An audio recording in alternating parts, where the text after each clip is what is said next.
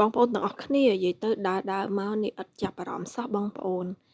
ផ្សិតនេះបងប្អូនឡើងប៉ុណ្ណាណីហ្មងបងប្អូនអត់ដឹងគេហៅផ្សិតអីគេទេនេះអញ្ចឹងមានបងប្អូនណាគាត់ស្គាល់គាត់ដឹងថានឹងគេហៅផ្សិតអីគេបងប្អូននិយាយទៅអត់ស្គាល់សោះនេះហើយធំណាបងប្អូនហើយដោះឡើងតឯងនិយាយទៅឡើងដីឡើងស្ងួតចាស់ហ្មងហើយវាចេះដោះអញ្ចឹងកើតដែរបងប្អូនឆ្ងល់មែនតើហ្មងនេះដល់ពេលអញ្ចឹង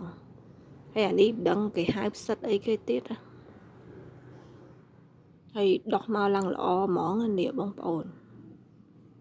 ហើយឡើងធំល្អតើនេះហើយមិនដឹងគេហៅផ្សិតអីគេទេនេះបងប្អូនអត់ហ៊ានហូបទេបងប្អូនអើយព្រោះផ្សិតយើងដឹងស្រាប់ហើយខ្លាចវាពុលខ្លាចអីចឹងណាប៉ះចំផ្សិតខ្លះពុលអីចឹងទៅយើងហូបអត់កើតអត់អីចឹងទៅហើយអានេះល្អទៀតមិនជ័រឯណាបងប្អូនតិចច្រឡំស្មាជ័រអីដាក់